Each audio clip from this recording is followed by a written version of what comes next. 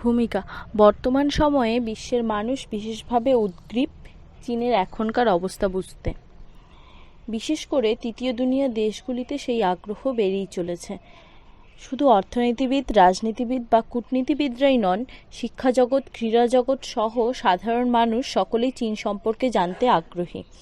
চীনের অর্থনীতির ঠিক কী অবস্থা, রাজনীতিতে চীন সত্যই কতটা শক্তিধর ইত্যাদি বিষয়ে তারা জানতে চান। এই গ্রন্থে চেষ্টা করেছি মূলত সাধারণ মানুষের মনের প্রশ্নগুলির কাছাকাছি আসতে।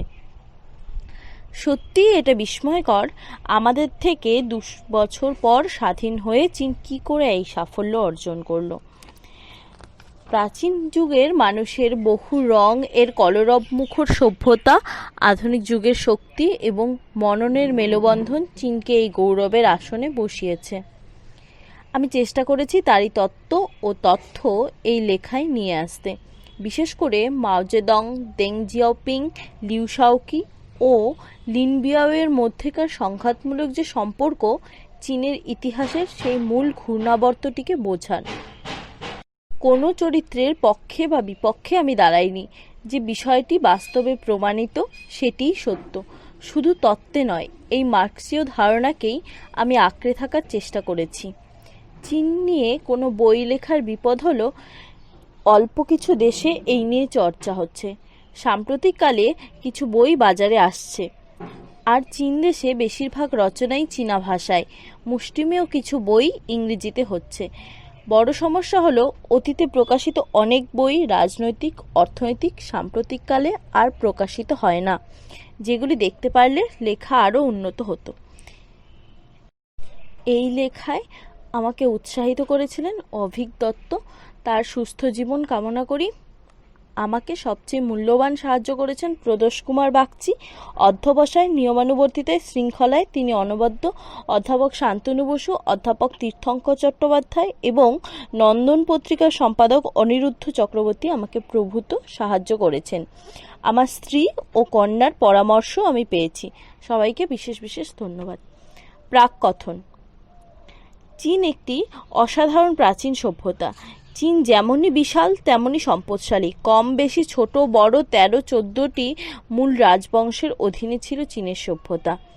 তেমন কয়েকটি রাজবংশ হলো শিয়া, খ্রিস্টপূর্ব একবিংশ থেকে সপ্তদশ শতাব্দী, শাং, খ্রিস্টপূর্ব সপ্তদশ থেকে খ্রিস্টপূর্ব একাদশ শতাব্দী, ছিন, খ্রিস্টপূর্ব 221 থেকে 207, পশ্চিম হান বংশ, খ্রিস্টপূর্ব 206 থেকে 224, পূর্ব হান 25 থেকে 220 খ্রিস্টাব্দ, পূর্ব চীন ও দক্ষিণ রাজবংশ 317 থেকে 420 খ্রিস্টাব্দ, উত্তর রাজবংশ সুই 581 থেকে 618 খ্রিস্টাব্দ, থাং 618 থেকে 907 খ্রিস্টাব্দ, সোং 960 থেকে 1126 খ্রিস্টাব্দ, ইউয়ান 1271 থেকে 1368 খ্রিস্টাব্দ, মিং 1368 থেকে 1644 খ্রিস্টাব্দ। নবম শতকে চীনারাই প্রথম বারুদ ব্যবহার করে। আমাদের দেশে বাবরের আগমনের পর কার্তুজের ব্যবহার শুরু হয়। প্রাথমিকভাবে কাগজের আবিষ্কারও চীন দেশে, পরে গ্রিসেও প্যাপিরাস থেকে কাগজ তৈরি করা হয়। অনেক বিবর্তনের মধ্য দিয়ে গিয়ে ইংল্যান্ডে ও ফ্রান্সের কাগজ উৎপাদন যন্ত্র উদ্ভাবনের পর কাগজ শিল্পের বিস্তৃতি ঘটে। চীন ভারত সুসম্পর্কের কারণে ভারতে কাগজের প্রথম আবির্ভাব হয়, বিশেষত পূর্ব ভারতে। প্রাচীন পুঁথি, কচ্ছপের খোল, হাড়ের উপর খোদিত লিপি, লোহা ও ঢালাইয়ের ব্যবহার, লাক্ষা নির্মিত বস্তুর উপর চিত্রাঙ্কন, প্রস্তর নির্মিত কারিগরি যন্ত্রাদির ব্যবহারেও এগিয়ে ছিল চীন।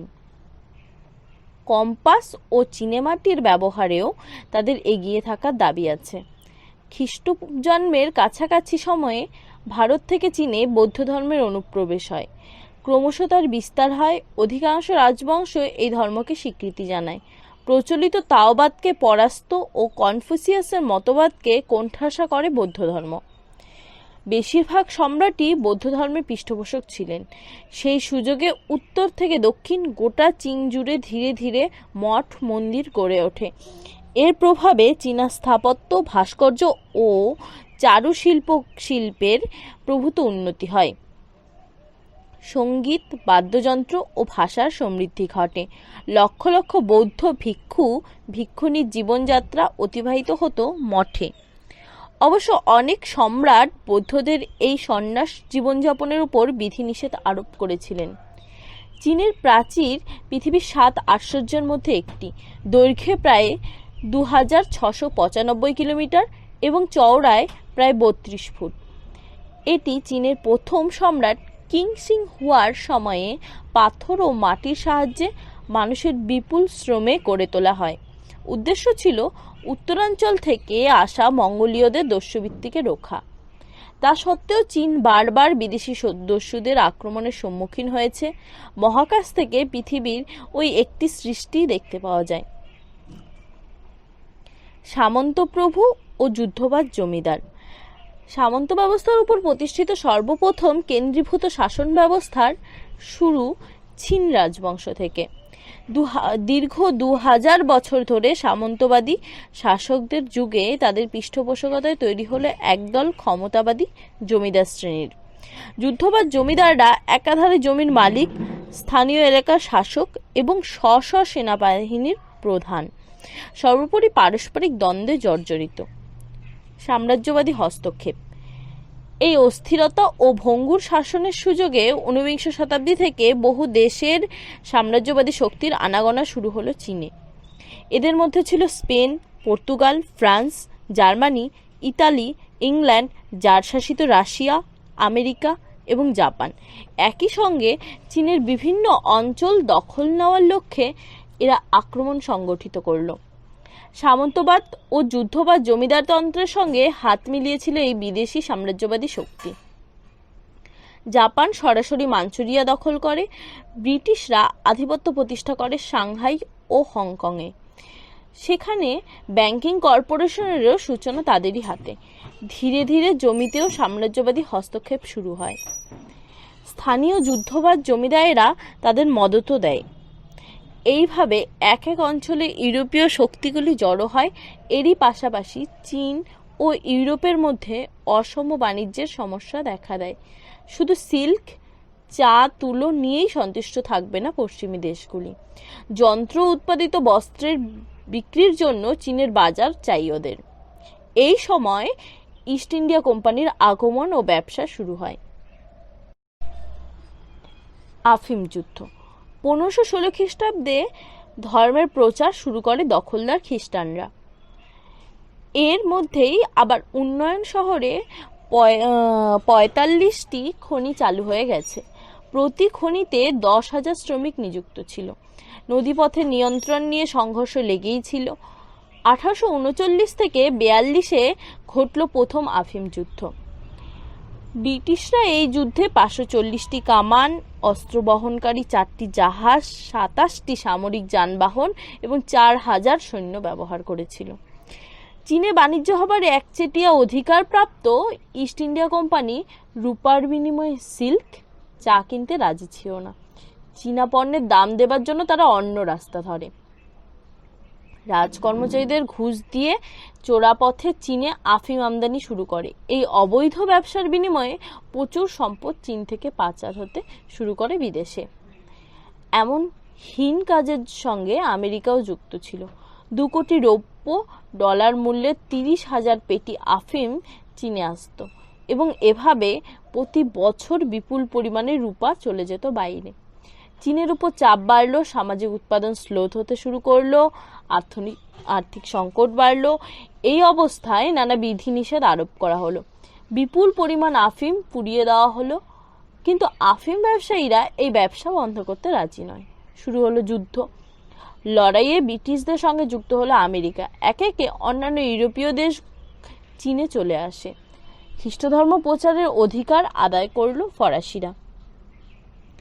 এই যুদ্ধে চীনের বিরুদ্ধে চাপিয়ে দিয়েছিল ইংরেজরা। সেখানকার মানুষদের জোর করে তারা আফিম খাওয়াতো। রবীন্দ্রনাথের ভাষায়, চীন কাঁদিয়া কহিল, আমি অহিফেন খাইব না। ইংরেজ বণিক কহিল, সে কি হয়? চীনের হাত দুটি বাঁধিয়া তার মুখের মধ্যে কামান দিয়া অহিফেন ঠাসিয়া দেওয়া হইল। দিয়া কইল, যে অহিফেন খাইলে তাহার দাম দাও। নানকিং সন্ধির ফলে বিদেশি পণ্যদ্রব্য আমদানি হওয়া সত্ত্বেও ইংরেজদের পণ্যদ্রব্য চীনের বাজার নিতে পারেনি। শুধু নয়, চীনের চা ও সিল্ক রপ্তানিও বৃদ্ধি পেতে থাকলো। এতে চীনারা লাভবান হলো। এর ফলে চীনে আফিম চোরা কারবার বেড়ে গেল। 50,000 পেটিরও বেশি আফিম আমদানি হলো। 1850 সালে ইংরেজ, আমেরিকা, ফরাসি এই ত্রিশক্তির সঙ্গে চীন দখলে যুক্ত হলো জারের রাশিয়াও। দ্বিতীয় আফিম যুদ্ধ 1856 থেকে 1860 ব্রিটিশদের সাহায্য করে ফ্রান্স। আফিম যুদ্ধের সূত্র ধরে চীনের প্রতিক্রিয়াশীল সামন্ততান্ত্রিক শক্তি ক্রমে বিদেশি দখলদারদের সঙ্গে যুক্ত হয়ে চীনা জনগণের বিপ্লবী আন্দোলনের কণ্ঠরোধে এগিয়ে এলো এবং সামন্ততন্ত্র থেকে পুঁজিবাদের উত্তরণের প্রক্রিয়ায় বাধা হয়ে দাঁড়ালো। তাইপিং বিদ্রোহ। আফিম যুদ্ধের পরিণতিতে সাম্রাজ্যবাদী শক্তি বুর্জোয়াদের জাতীয় পুঁজি গঠনের বিরোধিতা করেছে এবং সামন্তবাদের পক্ষে দাঁড়িয়েছে নিজেদের দখলদারিকে নিশ্চিত করার জন্য। সাম্রাজ্যবাদ ও সামন্তবাদের যৌথ প্রতিরোধে স্বাধীন পুঁজিতান্ত্রিক সমাজ ব্যবস্থার পত্তন সম্ভব হয়নি। এসব কারণেই দেশ হিসাবে চীন আধা ঔপনিবেশিক আধা সামন্ততান্ত্রিক রাষ্ট্রে নিমজ্জিত হয়। যারা সমস্ত সামাজিক উন্নয়নের বিরোধিতা করেছিল, বিভিন্ন জায়গায় সাম্রাজ্যবাদ ও সামন্ত প্রভুদের বিরুদ্ধে সংগ্রাম, বিদ্রোহ, শেষ পর্যন্ত কৃষকরাই শেষ লড়াইয়ের সম্মুখীন হয়ে প্রচণ্ড ক্ষয়ক্ষতি স্বীকার করতে বাধ্য হলো। তাইপিং বিদ্রোহ 14 বছর স্থায়ী ছিল, 1851 থেকে 64। এই বিদ্রোহ একই সঙ্গে ঔপনিবেশিক শক্তির ও সামন্ততন্ত্রের বিরুদ্ধে পরিচালিত হয়েছিল। অনেক আত্মত্যাগ, সাহসিকতা ও বিশাল সংখ্যক কৃষকের বীরত্ব সত্ত্বেও তাইপিং বিদ্রোহ ব্যর্থ হয়। ঊনবিংশ শতকের শেষ ভাগে নবীন বুর্জোয়াদের উত্থানের সঙ্গে সঙ্গে দীর্ঘ চীনা রাজতন্ত্রের পরিবর্তন হতে থাকে। চিং রাজতন্ত্রের উচ্ছেদের মধ্য দিয়ে সামন্তবাদী রাজতন্ত্রের অবসান ঘটে 1911 থেকে 12 সালে। বুর্জোয়া জাগরণের নেতৃত্ব দেন সান ইয়াত-সেন এবং তার দল কুওমিন্টাং। প্রতিক্রিয়া ও প্রগতির দ্বন্দ্ব আরও তীব্র হয়। এই দলের শেষ নেতা চরম প্রতিক্রিয়াশীল চিয়াং কাই-শেক। কিন্তু চীনে প্রধান শিল্প সংস্থাগুলি স্থাপন করে সাম্রাজ্যবাদীরাই। রাজতন্ত্রের অবসানের পর সামন্তবাদের গর্ভে নতুন যুগের সূচনা হলো। নামে স্বাধীন হলেও অর্থনৈতিক জীবনযাত্রার মূল রক্ত সঞ্চালন সাম্রাজ্যবাদীদের হাতেই রইল। চীন একটি আধা ঔপনিবেশিক আধা সামন্ততান্ত্রিক রাষ্ট্রে পরিণত হলেও বহু সাম্রাজ্যবাদীদের কর্তৃত্বে। সাম্রাজ্যবাদী দেশ থেকে পুঁজি ও শিল্পপণ্য আসতে লাগলো, যা চীনের স্বাভাবিক অর্থনীতির ভিতকে ভেঙে দিল। সামন্ততান্ত্রিক ব্যবস্থায় যা শক্তিশালী ছিল, ফলত সাম্রাজ্যবাদীদের সঙ্গে দ্বন্দ্ব বাড়ল। বড় বিরোধ দেখা গেল ব্রিটেনের সঙ্গে। সামন্ত ব্যবস্থার ভেতরেই কিছু ব্যক্তি ও পরিবার ছোট ও মাঝারি শিল্প ও বাণিজ্য শুরু করে। চীনের জাতীয় শিল্পের ক্ষেত্রে কয়লা, লোহা খনি ও বস্ত্রশিল্পই প্রধান। চীনে আধুনিক শ্রমশিল্পের সূচনা হলো ঊনবিংশ শতাব্দীর শেষ ভাগে। বিদেশি পুঁজির প্রভাবে তার বিকাশ ঘটে। সাংহাই, ক্যান্টন ও অ্যাময়তে ব্রিটিশ, মার্কিন, ফরাসি এবং জার্মান ব্যবসায়ীরা জাহাজ নির্মাণ ও মেরামতির কারখানা, রেশম নিষ্কাশন ও মুদ্রণ ব্যবসা শুরু করে। সে সময় নাবিক ও জাহাজিরাই ছিল প্রধান শ্রমিক। পরে চীনা ব্যবসায়ীদের একাংশ আধুনিক শিল্পোৎপাদনের সূত্রে অর্থ লগ্নি করতে শুরু করে। 1894 সালে চীন জাপান যুদ্ধের পর সাম্রাজ্যবাদীদের আগ্রাসন বেড়ে যায়। রেলপথ নির্মাণ ও খনি শিল্পে বিদেশি লগ্নির পরিমাণ বৃদ্ধি পায়। আধুনিক শিল্পের অগ্রগতির সঙ্গে সঙ্গে চীনে বুর্জোয়া ও সর্বহারা শ্রেণীর উদ্ভব হলো। প্রথম বিশ্বযুদ্ধের সূচনা হলে ইউরোপে সাম্রাজ্যবাদী দেশগুলি সামরিক কার্যকলাপে লিপ্ত হয়ে পড়ায় চীনের ওপর তাদের আগ্রাসন সাময়িকভাবে শিথিল হয়। এই সুযোগে চীনের জাতীয় শিল্প বাণিজ্যের সূচনা হয়। বস্ত্রশিল্পে বেশ খানিকটা অগ্রগতি ঘটে, যদিও বেশিরভাগটাই ছিল বিদেশি মূলধনের নিয়ন্ত্রণাধীন। বিদেশি লগ্নির এই অন্তঃপ্রবাহে চীনের স্বাভাবিক অর্থনীতির ভিতকে নষ্ট করে দিয়েছিল। প্রথম বিশ্বযুদ্ধের পরিণতিতে তুলনামূলক শক্তির দিক থেকে মার্কিন যুক্তরাষ্ট্রের অবস্থান ছিল সুবিধাজনক। যুদ্ধের কারণে বিরাট মুনাফা অর্জনের মধ্য দিয়ে তার অর্থনৈতিক সমৃদ্ধি ঘটে।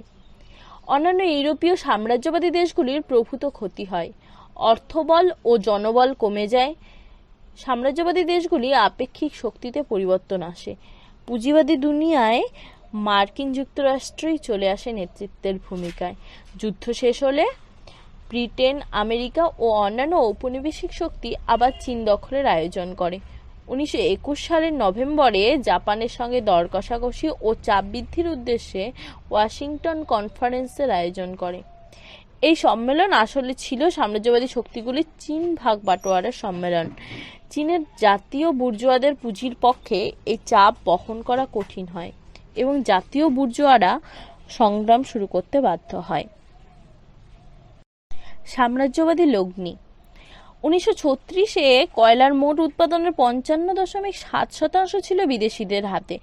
লৌহ খনির প্রায় সবটাই ছিল জাপানি পুঁজির নিয়ন্ত্রণে।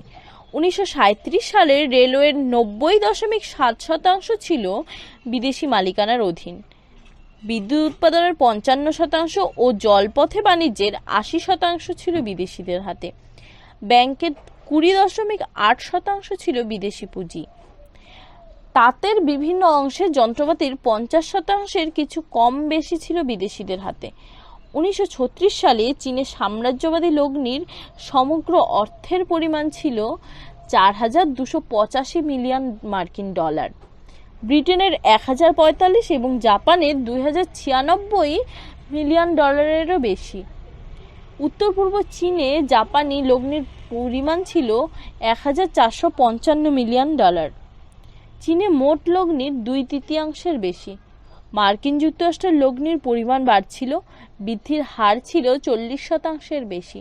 এছাড়া 1936 সালে উত্তর পূর্ব চীন বাদে চীন ভূখণ্ডে সাম্রাজ্যবাদীদের নিজস্ব বিভিন্ন শিল্প প্রতিষ্ঠানের লগ্নির পরিমাণ ছিল 1369 মিলিয়ন ডলারেরও বেশি। এর মধ্যে ব্রিটেনের অংশ ছিল সবচেয়ে বেশি, 651 মিলিয়ন ডলারেরও বেশি। ব্রিটেনের পর জাপানের লগ্নির পরিমাণ ছিল 305 মিলিয়ন ডলার, সব থেকে কম মার্কিন যুক্তরাষ্ট্রের 210 মিলিয়ন ডলারের কিছু বেশি, উত্তর পূর্ব চীন বাদে। অপরদিকে চীনা শিল্পোৎপাদনের ক্ষেত্রে সাম্রাজ্যবাদী পুঁজির মোট পরিমাণ ছিল 281 মিলিয়ন ডলারেরও বেশি। সেখানে জাপানি লগ্নির পরিমাণ 140 ও ব্রিটেনের 107 মিলিয়ন ডলার। মার্কিন যুক্তরাষ্ট্রের লগ্নির পরিমাণ ছিল 20 মিলিয়ন ডলারের বেশি। চারটি বৃহৎ পরিবার। মুৎসুদ্দি পুঁজি চীনের রাজনৈতিক জীবনে একটি শক্তিশালী উপাদান হয়ে দাঁড়ায়। 1931 সালে সেপ্টেম্বরে নানকিংয়ে জাপানি সামরিক একনায়কত্ব প্রতিষ্ঠার পর কুওমিন্টাং প্রতিক্রিয়াশীলরা আমলাতান্ত্রিক পুঁজিবাদের অর্থনৈতিক আধিপত্য সংগঠিত করার কাজ শুরু করে। এর প্রতিনিধি ছিল চারটি বৃহৎ পরিবার: 1. চিয়াং কাই shake, 2. T V সুং, 3. H কুং, 4. Chain ভ্রাতৃদ্বয়। এই বৃহৎ পরিবারের একচেটিয়া কার্যকলাপ পরিচালিত হতো চারটি ব্যাংকের মাধ্যমে। মূল ব্যাংক ছিল চীনের সেন্ট্রাল ব্যাংক। 1936 সালে এই চারটি বৃহৎ ব্যাংক চীনের সমস্ত ব্যাংকের যাবতীয় সম্পত্তির 59% এবং আমানতকারীদের অর্থের 59% ধরে রেখেছিল। বস্তুত এই চারটি ব্যাংক চীনের অন্যান্য সমস্ত ব্যাংক ও ব্যবসা বাণিজ্য, শিল্প ও কৃষির উপর একচেটিয়া ক্ষমতা লাভ করেছিল। শিল্প, বাণিজ্য ও কৃষিতে আংশিক নিয়ন্ত্রণের মাধ্যমে এই চারটি বৃহৎ পরিবার দেশের অন্যতম শক্তিশালী শোষক গোষ্ঠীতে পরিণত হয়েছিল। এ তো গেল প্রাক-কথনের কথা। এবার মূল পর্বে প্রবেশ করি। চীনের শ্রমিক শ্রেণীর উদ্ভব ও বিকাশ। চীনে পুঁজিবাদের সঙ্গে সমতলে শ্রমিক শ্রেণীর উদ্ভব ঘটে। প্রথম যুগে শ্রমিক বলতে বোঝাতো নাবিক, কুলি, রিক্সা চালকদের। পরে বিশেষ করে রেল, খনি, কাপড়ের কল ও জাহাজের নির্মাণ শিল্পের কাজে কেন্দ্রীভূত হতে থাকা শ্রমিকরা। উদাহরণ হিসাবে ইউনান শহরের 45টি খনির কথা বলা যায়। প্রতি খনিতে নিযুক্ত 10,000 শ্রমিক। বড় বড় শিল্প প্রতিষ্ঠানে কমপক্ষে 500 শ্রমিক একত্রে কাজ করত। সব মিলিয়ে চীনা শিল্প সংস্থার শ্রমিকদের সংখ্যা প্রায় 20 লক্ষ হলেও 1 কোটিরও বেশি হস্তশিল্পী দোকান কর্মচারী ছিল। লক্ষ লক্ষ খামার শ্রমিক ও দরিদ্র কৃষকের সঙ্গে তাদের স্বাভাবিক মিত্রতা ছিল। 1919 সালে বেজিং সরকারের সংগৃহীত পরিসংখ্যান থেকে জানা যায়, ওই সময়ে 13টি প্রদেশে 500 ও 1000 শ্রমিক নিয়োগকারী কারখানার সংখ্যা ছিল যথাক্রমে 144 ও 29। শ্রমিকরা সাম্রাজ্যবাদ, সামন্তবাদ ও পুঁজিবাদী নির্যাতনের শিকার ছিল। বাক স্বাধীনতা, সভা সমিতি, ধর্মঘট করার অধিকার ছিল না তাদের। অভাব, বার্ধক্য, অসুস্থতা ও পঙ্গুত্বে তাদের জীবন হয়ে উঠেছিল দুর্বিষহ। সেই জীবন থেকে মুক্তি পেতে শ্রমিকরা বিপ্লবী সংগ্রামে অংশ নিয়েছিল।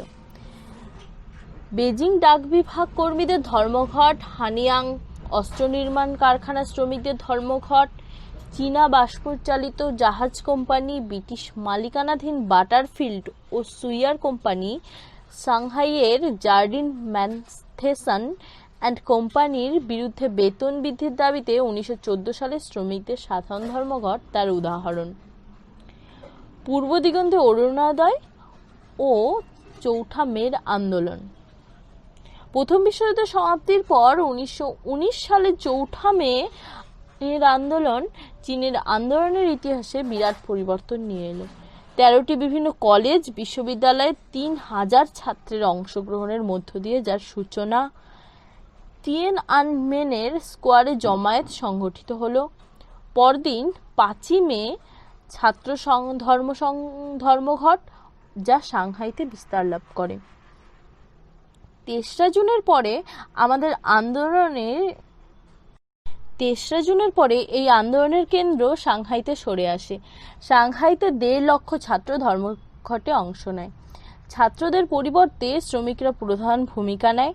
5ই জুন শ্রমিক ধর্মঘট বিক্ষোভ ছড়িয়ে পড়ে।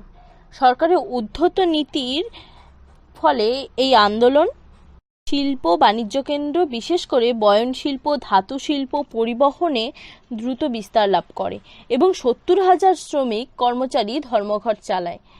জাপান নিয়ন্ত্রিত কাপড়ের মিল এবং মার্কিন যুক্তরাষ্ট্র, ব্রিটিশ, ফরাসি মালিকানাধীন শিল্প প্রতিষ্ঠানের শ্রমিকরা ধর্মঘটে যোগদান করায় এই ধর্মঘটের সাম্রাজ্যবাদ বিরোধী চরিত্র পরিষ্কার হয়।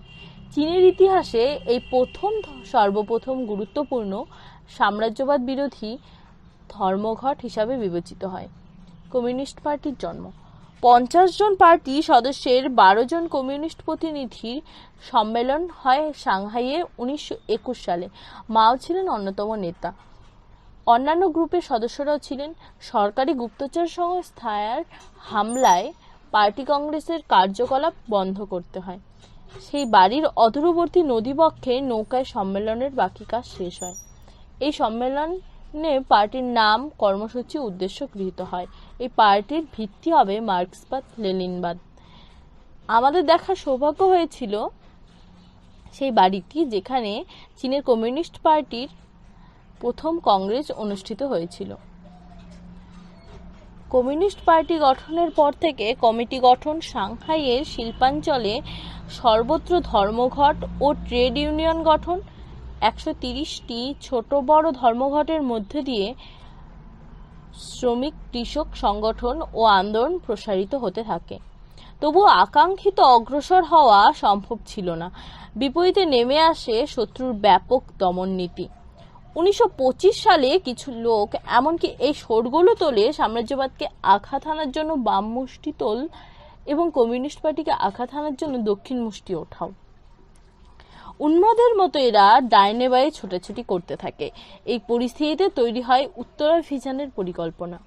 উত্তরাভিযান 1926 সালের জুলাই মাসে বিপ্লবী সেনাবাহিনী উত্তর অভিযান শুরু করে। অভিযানে শ্রমিক কৃষকের বিপুল সমর্থন ছিল।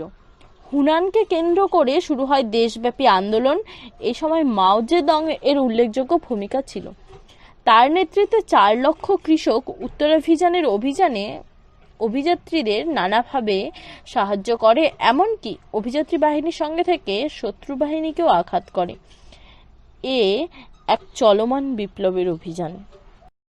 মাও জেদং হুনান প্রদেশের কৃষক আন্দোলনের অভিজ্ঞতার ভিত্তিতে নতুনভাবে সাংগঠনিক কাঠামো গড়ে তোলার সুপারিশ করে লিখলেন, চীনের সমাজের শ্রেণী বিশ্লেষক ও আমাদের কর্তব্য। এখানেই তিনি লিখলেন, চীনা শ্রমশিল্পের সর্বহারারাই চীন বিপ্লবে অগ্রণী শক্তি, আর তাদের মৈত্রী সেনা হলো কৃষক সমাজ। চীনের কৃষক সমাজের বিভিন্ন স্তরের ধনী কৃষক, মধ্য কৃষক, গরিব কৃষক, ভূমিহীন কৃষক মনোভাব শত্রু মিত্র নির্ধারণে আলোকপাত করল।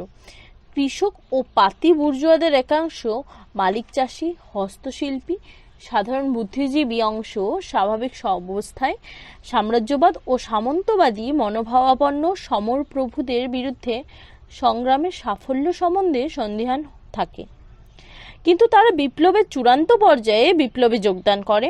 তাদের অধিকাংশই ক্ষেতমজুর, গরিব কৃষক, ছোট হস্তশিল্পী বা দোকানের কর্মী, যারা সদাই অত্যাচারিত ও শোষিত অবস্থায় ছিল। গেরিলা যুদ্ধ। 1927 সালে চিংকাং পর্বতমালা অভিযানের নেতৃত্বে ছিলেন মাও জেদং। এরা ফসল তোলা সংগ্রামে অংশ নিয়েছিলেন। 1928 সালে চুনতে নানচাং অভ্যুত্থানে অংশগ্রহণকারী সেনাবাহিনী নিয়ে দক্ষিণ হুনান থেকে চিনকাং পর্বতমালার অভিমুখে যাত্রা করেন এবং মাও জেদং এর অধীনস্থ বাহিনীর সঙ্গে যোগ দেন। এখানেই প্রথম বিপ্লবী ঘাঁটি স্থাপিত হয়। গেরিলা যুদ্ধের নীতি ও কৌশল প্রণয়নে বিশেষ ভূমিকা ছিল মাওয়ের। মাওয়ের সামরিক কৌশলের মধ্যে সবচেয়ে গুরুত্বপূর্ণ ছিল এই গেরিলা যুদ্ধ। তার সমস্ত নীতি ও রণকৌশলের প্রয়োজনীয় শক্তি ছিল গেরিলা বাহিনী। এই বাহিনীর সঙ্গে আধা সামরিক বাহিনীর সংযোগ, আধা সশস্ত্র বাহিনীর সঙ্গে নিয়মিত বাহিনীর যোগাযোগ এবং নিরস্ত্র জনগণের সঙ্গে সশস্ত্র বাহিনীর সংযোগ, এই সব কিছুর মেলবন্ধন ঘটিয়েছে এই গেরিলা যুদ্ধ। 1929 সালে বসন্তকালে মাও এবং চুতের নেতৃত্বে চতুর্থ লাল ফৌজ বাহিনী দক্ষিণ দিয়াসিতে প্রবেশ করে এবং জনগণের মধ্যে থেকে গেরিলা যুদ্ধ সংগঠিত করে। একটি অগ্নিস্ফুলিঙ্গ থেকে যথার্থই দাবানল ঘটে গিয়েছিল বৃক্ষহীন তৃণভূমিতে। Long March. লাল ফৌজের মূল বাহিনীর লং মার্চ 11টি প্রদেশ এবং 25,000 লি প্রায় 8,000 মাইল পথ অতিক্রম করে এক বছরে। এর মধ্য দিয়ে 11টি প্রদেশে পতিত হয় বিপ্লবের বীজ। পৃথিবীর আন্দোলনের ইতিহাসে এই প্রথম আশ্চর্য ঘটনা। মাও জেদং এই লং মার্চকে রাজনৈতিক কর্মসূচির প্রকাশ্য দলিল হিসাবে অভিহিত করেন। এই সময়ে চীনের পার্টির বিস্তৃত কৃষক সংগঠন গড়ে ওঠে। তারা ভূমি বন্টনের গুরুত্বপূর্ণ দায়িত্ব পালনে সুবিশাল কর্মকাণ্ড শুরু করে।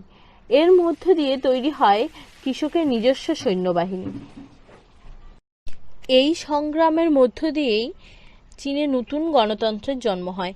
কোটি কোটি নিঃসহায় সম্বলহীন চীনা জনতা ভবিষ্যৎ রাষ্ট্র পরিচালনার প্রধান শক্তি হয়ে ওঠে। প্রকৃত অর্থে চীনের কৃষকের মুক্তি সম্ভব হয় এক নতুন গণতন্ত্র প্রতিষ্ঠার। চীন বিপ্লবে কৃষক সমাজ ও শ্রমিক শ্রেণীর সম্পর্ক লং মার্চের দীর্ঘ পথ পরিক্রমের মধ্য দিয়েই বাস্তব শক্তিতে পরিণত হয়।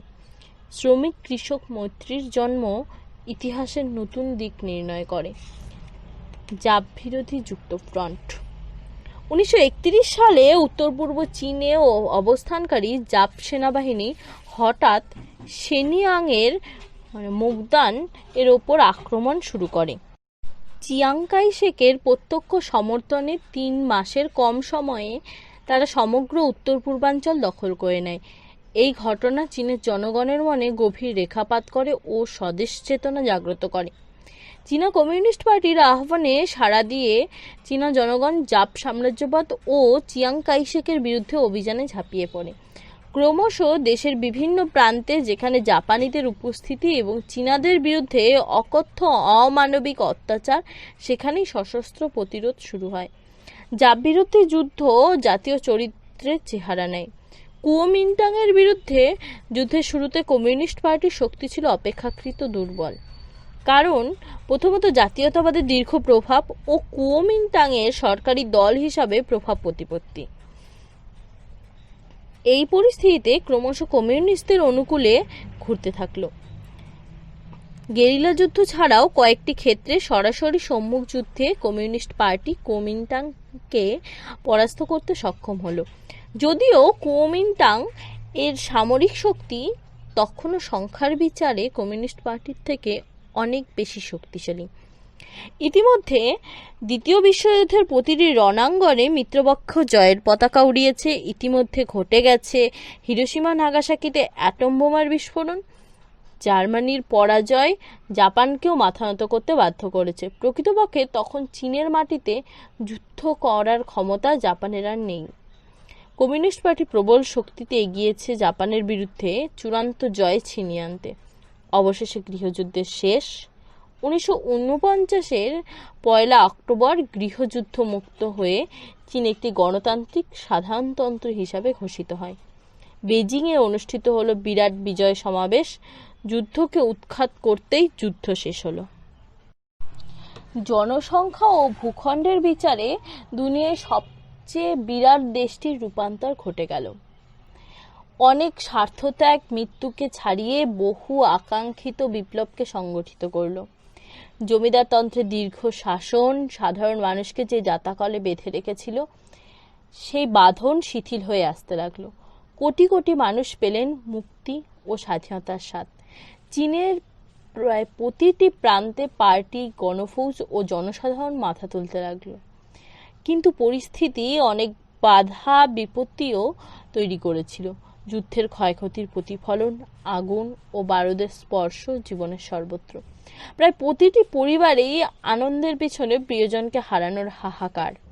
এর মধ্যে নদী উপচে এসেছে সর্বনাশের বন্যা আর হাড় কাঁপানো তুষারপাত। শেষ পর্যন্ত জনগণের শক্তি উঠে দাঁড়াতে সক্ষম হয়েছে। খাদ্য, বস্ত্র, বাসস্থান, এই প্রাথমিক চাহিদাগুলি পূরণ করেছে বিপ্লব। এই সময়ে সবচেয়ে গুরুত্বপূর্ণ হয়ে উঠেছিল সবার জন্য কৃষিকাজের আহ্বান। যুদ্ধকালীন মুক্তাঞ্চলগুলিতে কৃষকরা অপেক্ষাকৃত সংগঠিত। সেখানে ভূমি সংস্কার এগিয়েছে। অন্যত্র নতুন আইন প্রবর্তিত হলো। জমি বন্দোবস্তের পরিকল্পনা নিয়ে উদ্বৃত্ত সমস্ত জমি ও ফসল সরকারের হাতে ন্যস্ত হলো। সেই জমি ও ফসলের ভবিষ্যৎ ক্ষমতাচ্যুত জমিদাররা নয়, জনগণই নির্ধারণ করবে। জমিদারতন্ত্রের হাত থেকে জমি ও উৎপাদনের যন্ত্রপাতি নিয়ে জমিহীনদের মধ্যে তুলে দেওয়া শুরু হলো দেশের প্রতিটি প্রান্তে। 700 মিলিয়ন উদ্বৃত্ত মৌজমির চীনে জমির বিশেষ পরিমাপ এটা। 300 মিলিয়ন কৃষকদের মধ্যে বণ্টিত হলো। এক মৌ অর্থাৎ 806 বর্গ গজের কিছু বেশি করে এগুলো দক্ষিণ ও পূর্ব চীনের ঘনবসতিপূর্ণ অঞ্চলে, মধ্য চীনে 2 থেকে 3 মৌ, উত্তরে 3 মৌ এবং মাঞ্চুরিয়ায় 7 মৌ। কমিউনিস্ট পার্টির উদ্যোগে গড়ে উঠতে লাগলো কৃষকের সমবায়, পারস্পরিক সহযোগিতা এবং নির্ভরশীলতা এই সমবায়ের প্রাণশক্তি। দেশের 90% বেশি কৃষক ক্রমশ এই সমবায়ের সদস্যভুক্ত হলো। এর উপর জনস্বাস্থ্য ব্যবস্থার উপরে নজর দিল সরকার।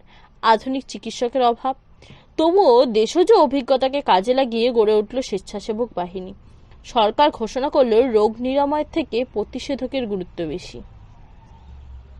গ্রামে বাঁচার মতো একটু বাসস্থান পেতে থাকলো গৃহহীন মানুষ। এর সঙ্গে নতুন শিক্ষা ব্যবস্থা ঢেউ উঠল গ্রাম ও শহরে। আবাল বৃদ্ধ বনিতা কেউ আর নিরক্ষর থাকবে না। এই আহ্বানকে কার্যকর করতে হবে। যুগ যুগ ধরে জমিদারতন্ত্রের অত্যাচার, অবমাননা চিরতরে বন্ধ হলো। সাধারণতান্ত্রিক সরকারের প্রথম যুগে এইভাবে মানুষের মৌলিক চাহিদাগুলি মিটতে লাগলো। তার সঙ্গে যুক্ত হলো স্বাস্থ্য চেতনা ও নিরক্ষরতা দূরীকরণ। সমাজ বিপ্লবের সৈনিকদের জয় ঘোষিত হতে থাকলো ঘরে ঘরে। এই যুগে শুরু হলো প্রথম পঞ্চবার্ষিকী পরিকল্পনা, মহা উল্লম্ফন ও কমিউন। বিপ্লবোত্তর চীনের প্রথম যুগে চীনা পার্টির সর্বোচ্চ নেতারা দেশের বিভিন্ন প্রান্তে গভীরভাবে মানুষের সঙ্গে প্রত্যক্ষ অভিজ্ঞতার বিনিময় শুরু করেছেন। মাও জেদং ও অন্যান্য সহকর্মীদের তখন আকাশচুম্বী ভাবমূর্তি। সাধারণ মানুষের বিপুল সমর্থন তাদের পক্ষে, জনগণের অটুট আস্থায় তারাও আত্মবিশ্বাসে ভরপুর। মাওয়ের জীবদ্দশাতেই মার্ক্সবাদ ও লেনিনবাদের সঙ্গে মাও জেদংয়ের চিন্তাধারা যুক্ত করা হলো লিউ শাওকির প্রস্তাবে।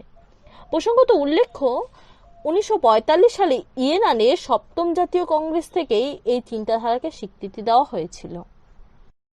হুনান প্রদেশের শ্যাংডং এ কৃষকদের শ্রমদানের ভিত্তিতে 1500 কিলোমিটার খাল খননের সময় সমবায়ের কাজের পরিধি ও অধিকারের সীমাবদ্ধতা নিয়ে স্থানীয় নেতাদের সঙ্গে আলোচনার মাঝে কমিউনের ধারণার সূত্রপাত। সমবায়ের পাশাপাশি আরও কিছু উন্নতমানের ক্ষমতাশালী প্রশাসনিক ব্যবস্থার প্রয়োজনীয়তা দেখা দেয়। উন্নয়নের স্বার্থে কিভাবে অনেকগুলো টুকরো টুকরো অঞ্চলকে একত্রিত করে এই শাসনের আওতায় আনা যায়, কমিউনের জন্মের ভাবনা সেখান থেকে। কমিউনের জন্মের অল্প সময়ের মধ্যে সারা দেশে কৃষক সমাজকে প্রবলভাবে আকর্ষণ করে এই কমিউন। জনপ্লাবনের মতো সমবায়গুলি পরিবর্তিত হয় কমিউন ব্যবস্থায়। দ্রুত সারা দেশে 92,000 ছোট বড় কমিউন তৈরি হয়।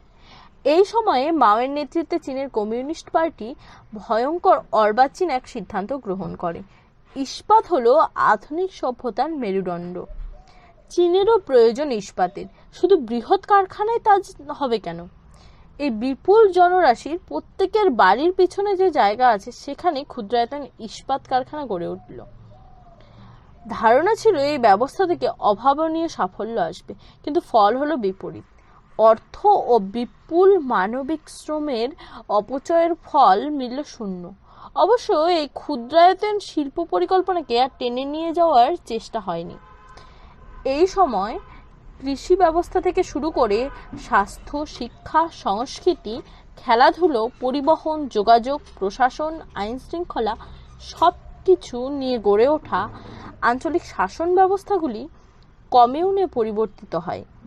কেন্দ্রে চীনের গণতান্ত্রিক সাধারণতন্ত্র আর নিচে সমস্ত চীন জুড়ে গ্রামের শহরে সর্বত্র জনগণের গঠিত কমিউন ব্যবস্থা শক্তিশালী রাজনৈতিক কাঠামো হিসাবে প্রতিষ্ঠিত হয়। সারা দেশে কমিউন গড়ার কাজ চলাকালীনই 1958 থেকে 1959 এ মাও জেদং এর আরেকটি আহ্বান মহা উল্লম্ফনের আহ্বান, যা গ্রেট লিপ ফরওয়ার্ড নামে পরিচিত। যে বিপ্লবী শ্রম শক্তি এতদিনে বন্ধনমুক্ত হয়েছে, সেই জনসাধারণ এখন অসাধ্য সাধন করতে পারছে। শোষণমুক্ত, বাধা বিপত্তিহীন মানুষের শ্রম এখন সভ্যতার নতুন কারিগর। কর্মক্ষেত্রে এতদিনকার কাজের হিসাব নিকাশ পাল্টে গেল। উৎপাদনের যে ক্ষমতা এতদিন তাদের ছিল, তার থেকে অনেক বেশি দায়িত্ব নিতে তারা স্বেচ্ছায় প্রস্তুত। কৃষিতে ফসল উৎপাদনের লক্ষ্য হলো অনেক বেশি। পথ, ঘাট, বাঁধ নির্মাণ, বিদ্যুতের উৎপাদনের লক্ষ্য অতীতের সমস্ত রেকর্ডকে ছাড়িয়ে গেল। শত্রুর হুকুমদারি নেই, নিজেদেরই সরকার, আর নিজেদের স্বার্থেই এই উৎপাদন। তাদের লক্ষ্য অনেক অনেক বেশি। সারা দেশ জুড়ে এই নতুন কর্মসূচিতে ব্যাপক আলোড়নের সৃষ্টি হলো। কিন্তু গলদ হলো কোথায়? কিন্তু উল্লম্ফনের লক্ষ্যে পৌঁছানো যাচ্ছে না কেন? 60-এর দশকে এসে পরিষ্কার হলো, কৃষি থেকে পরিকাঠামো পর্যন্ত সর্বত্র ঘোষিত লক্ষ্যমাত্রায় পৌঁছানো যায়নি। কৃষিতে লক্ষ্যমাত্রা 6.1% থেকে বাড়িয়ে 16.8%, শিল্পে 10% লক্ষ্যমাত্রাকে বাড়িয়ে 35%, ইস্পাতে 5.35% থেকে 10.7% ধার্য করা হয়েছিল। উৎপাদনে অগ্রগতি ঘটলেও আকাঙ্ক্ষিত লক্ষ্যের ধারে কাছেও পৌঁছায়নি, যা সবাইকে হতাশ করলো। বিতর্ক শুরু হলো নিজেদের মধ্যে। কে এর জন্য দায়ী? কর্তৃপক্ষ নাকি উৎপাদক কৃষকরা? কেন মানসিক ও শারীরিক সম্পদ খেয়াল খুশি মতো পরিচালিত হলো? কার দোষে? এর রেশ ধরে শুরু হলো অনেক বিচ্যুতি। অকারণে একে ওকে ধরে দোষী সাব্যস্ত করা হলো, অর্থাৎ লক্ষ্য ও প্রকৃত উৎপাদনের হিসাবে কারচুপি করা শুরু হলো। পারস্পরিক সহযোগিতার সম্পর্ক চির খেলো, এমনকি ভ্রান্ত হিসাব দেখিয়ে পুরস্কৃত হওয়ার ঝোঁক ছড়িয়ে পড়ল। বোঝা গেল উল্লম্ফনের ডাক ব্যর্থ হয়েছে, অথবা ডাকটাই ছিল ফুলে ভরা। প্রকৃতির কিছু বস্তুগত নিয়ম আছে, সেই নিয়মকে সম্পূর্ণ লঙ্ঘন করা মানুষের শক্তিতে সম্ভব নয়। এই উপলব্ধিতে দেশে আবার নতুন করে উদ্ভাবনের লক্ষ্য স্থির করা শুরু হলো। মাও জেদং তবুও প্রবলভাবে উল্লম্ফন নিয়ে নিজের বিশ্বাসে অটল। তিনি দোষী খুঁজে বেড়াতে লাগলেন। কমিউনের ব্যবস্থাতেও ক্রমশ সংকট ঘনীভূত হচ্ছে, যার কেন্দ্রে রয়েছে কৃষি ব্যবস্থার সমস্যা। কমিউনে কৃষি ব্যবস্থা মানে সব জমি সবার, ব্যক্তিগত বা পরিবার ভিত্তিক মালিকানা নেই। সবাই মিলে চাষ করবে, দিনের শেষে কমিউনের খাদ্যশালায় সবাই মিলে খাবে। কিন্তু কৃষি উৎপাদনের লক্ষ্য কমছে বই বাড়ছে না, একটা মন্দা অবস্থায় এসে গেছে। গ্রামাঞ্চলে এই সংকটের ছবি সর্বত্র স্পষ্ট হয়ে ওঠে। কৃষির এই স্থিতাবস্থা নিয়ে পার্টিতে নতুন করে বিতর্ক হয়েছিল। বিতর্ক তুলেছিলেন পেং দে হুয়াই, কোরিয়ার যুদ্ধে যিনি নায়ক, লিউ শাওকি এবং দেং জিয়াওপিং। পেং দে হুয়াই এই বিপ্লবকে বলেন পেটি বুর্জুয়া অ্যাডভেঞ্চার। তাদের যুক্তি ছিল কমিউনের ব্যবস্থা ক্ষমতা অনুযায়ী কাজ ও কাজ অনুযায়ী মজুরি সমাজতন্ত্রের এই নীতি থেকে সরে গেছে। যেখানে সর্বত্র সবাই মিলে চাষ করবে, সবাই মিলে খাবে, এটা সমাজতন্ত্র নয়, সমতাবাদ, ইগালিটারিয়ানিজম। ফলে ব্যক্তি বা পরিবারে কাজের কোনো উদ্যোগ নেই, প্রতিযোগিতা নেই, উদ্ভাবনী শক্তিও সীমিত হয়ে গেছে। প্রকৃতপক্ষে এই গ্রামাঞ্চলে ব্যাপক খাদ্যের অভাব দেখা দেয়, যা দুর্ভিক্ষের চেহারা নিয়েছিল। যদিও এতে মৃত্যু সংখ্যার কোনো নির্ভরযোগ্য সূত্র নেই। কমিউনের ও মহা উল্লম্ফনের মত পার্থক্য ওই বিষয়গুলোর মধ্যেই সীমাবদ্ধ ছিল না, এবং চীনের প্রথম সারির বিপ্লবী ও তাত্ত্বিক নেতা মাও জেদংয়ের চিন্তায় সেই ভাবনা গভীরভাবে ছিল, যা বিপ্লবের এক দশক পরে সুস্পষ্টভাবে প্রকাশিত হলো। তিনি মনে করলেন সমাজতন্ত্র প্রতিষ্ঠিত হলেই বিপ্লবী গণ আন্দোলন চলবে, শুধু চলবে না, আগের মতোই শ্রেণী সংগ্রাম চলবে। পার্টির অভ্যন্তরে যারা কৃষি, শিক্ষা ইত্যাদিতে তাদের সাথে একমত নন, তাদের প্রথমে সংশোধনবাদী হিসাবে চিহ্নিত করা হলো। পরে তাদেরই বলা হলো এরা পুঁজিবাদের পথের পথিক। মাওয়ের মতে পুঁজিবাদ উচ্ছেদ হলেও তার বিপদ রয়ে গেছে একইভাবে। তার জন্য প্রয়োজন শ্রেণী সংগ্রাম। তার জন্যই যেসব মুষ্টিমেয় কয়েকজন পুঁজিবাদের পথের পথিক হয়েছেন, বিদ্রোহ তাদের বিরুদ্ধে। আর বিদ্রোহ মানেই ন্যায়সঙ্গত, to rebel is justified. Commune কি সাম্যবাদের প্রথম পদক্ষেপ? মাওয়ের চিন্তাধারায় বিরোধিতা করে বলা হলো কমিউনকে সাম্যবাদে পৌঁছবার প্রথম ধাপ হিসাবে দেখা এক চরম বিভ্রান্তি। সমাজতন্ত্রে পৌঁছবার নির্দিষ্ট বস্তুগত কিছু নীতি আছে, সেই পথ ধরেই সমগ্র জনসাধারণকে নিয়ে এগোতে হবে। ব্যক্তিগত ইচ্ছা অনিচ্ছার কোনো মূল্য নেই। বিপ্লব হবে জনতার উৎসব, কিন্তু তার তত্ত্ব ও বাস্তব অভিজ্ঞতা নির্ভর। সংকীর্ণতা নিয়ে সেই উৎসবে সবাইকে সামিল করানো যাবে না। সমাজতন্ত্র প্রতিষ্ঠিত হবার পর থেকে শ্রেণী সংগ্রামের অর্থ উন্নত সমাজতান্ত্রিক জীবনধারার সঙ্গে বর্তমান পিছিয়ে পড়া ভঙ্গুর জীবনযাত্রার দ্বন্দ্ব। এর জন্য চাই সংস্কার সংগ্রাম, চাই পঠন পাঠন, শ্রম শক্তির নিপুণ নিয়োগ, ব্যাপক জনগণের ঐক্য। হিন্দি চীনি ভাই ভাই। জাতীয় স্তরে অনেক পিছু হটলেও আন্তর্জাতিক ক্ষেত্রে চীন শক্তিশালী শান্তিকামী রাষ্ট্র হিসেবে চিহ্নিত হয়ে উঠল। আমেরিকা চীনকে স্বীকৃতি দেয়নি, কিন্তু সোভিয়েত ইউনিয়ন সহ এশিয়া আফ্রিকার গুরুত্বপূর্ণ দেশগুলি চীনের অগ্রগতিকে স্বাগত জানালো। এই পরিবেশে ইন্দোনেশিয়ায় বান্দুংয়ে সংগঠিত হলো আফ্রো এশীয় শান্তি সম্মেলন। যুগোস্লাভিয়ার টিটো, মিশরের নাসের, ভারতের জওহরলাল নেহরু, চীনের চৌ এন-লাই, এরাই এই মহাসম্মেলনের নায়ক। বিশ্বজুড়ে পঞ্চশীলের নীতি ঘোষিত হলো। শান্তি, উন্নয়ন ও দেশে দেশে পারস্পরিক সহযোগিতা হলো এই পঞ্চশীল নীতির ভিত্তি। সম্মেলনে আওয়াজ উঠেছিল হিন্দি চীনি ভাই ভাই। সাংস্কৃতিক বিপ্লব, রাজনৈতিক প্রতিবিপ্লব। আন্তর্জাতিক ক্ষেত্রে ভাবমূর্তি উজ্জ্বল হলেও অভ্যন্তরীণ ক্ষেত্রে বিরোধ বেড়েই চলল। মাও জেদং নিজের ক্ষমতা সম্পর্কে অনমনীয় ও সন্দেহহীন ছিলেন। বিচার বুদ্ধি ও সুবিধাবাদ মিশিয়ে ফেলেছিলেন। তার দৃঢ় ধারণা হয়েছিল পার্টির অভ্যন্তরে পুঁজিবাদের পদক্ষেপ শোনা যাচ্ছে, তাকে এখনই নির্মূল করা প্রয়োজন। এদের নির্মূল করতে পারে আপামর জনসাধারণ। অতএব ভাবনা এলো সাংস্কৃতিক বিপ্লবের।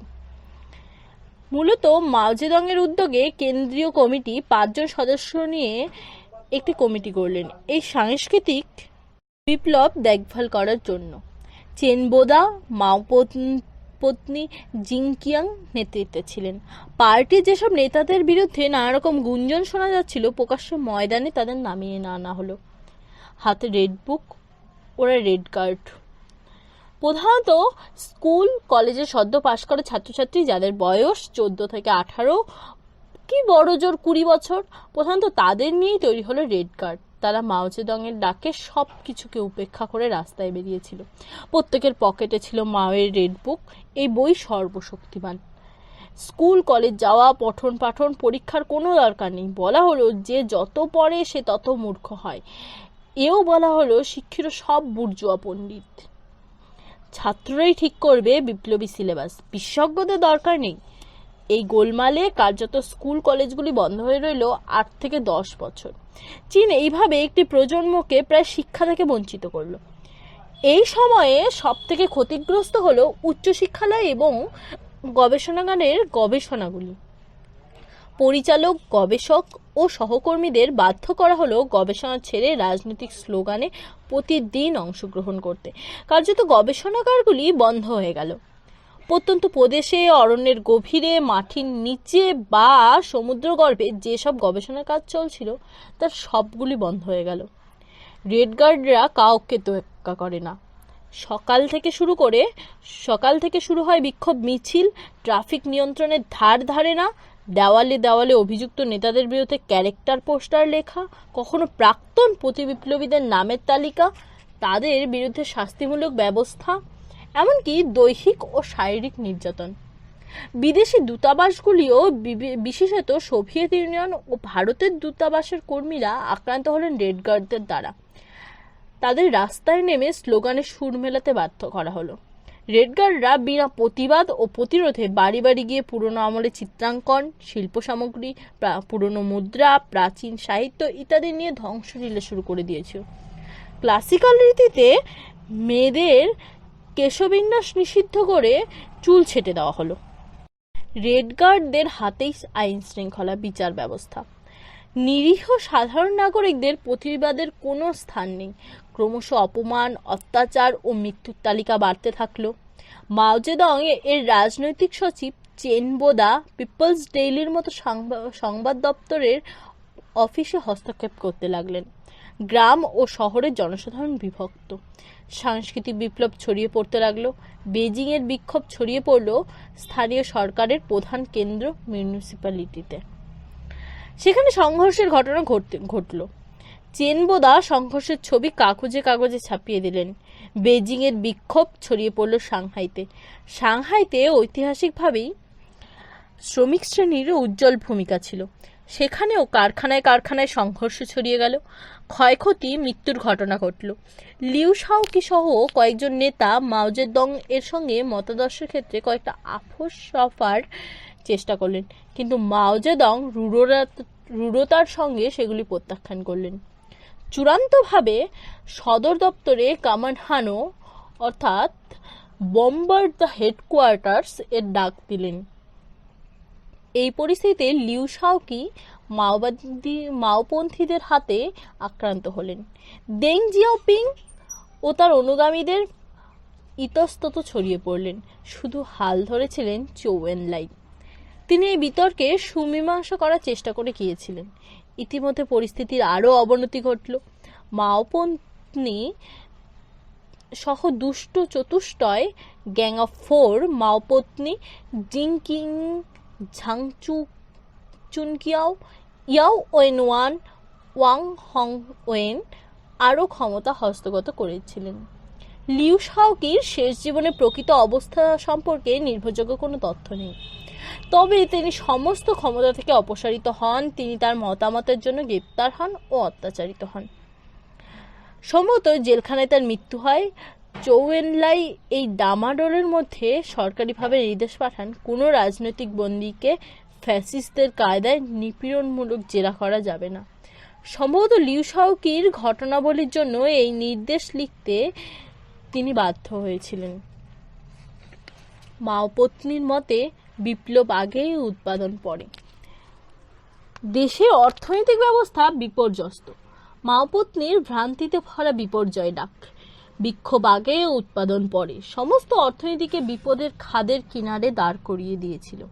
চৌ এনলাই সর্বক্ষণ চেষ্টা করেছেন কি করে উৎপাদন সচল থাকে, পরিকাঠামো যেন অচল না হয়ে যায়, শ্রমিকদের উপর অন্যায় অত্যাচার যেন না হয়, মজুরি যেন কাটা না হয়। সাংস্কৃতিক বিপ্লবে চূড়ান্ত ডামাডোলের মধ্যেই বোঝা যাচ্ছিল মাও জেদং স্বেচ্ছায় লিন বিয়াও, নিজের পত্নী চেন বোদা এরকম কয়েকজনকে নিয়ে একটি বিকল্প নেতৃত্ব তৈরি করেছেন। রাষ্ট্রীয় ক্ষমতা সমস্ত তাদের হাতে চলে যাচ্ছে। এরাই পরে চিহ্নিত হয়েছেন দুষ্ট চতুষ্টয় হিসাবে, গ্যাং অফ ফোর।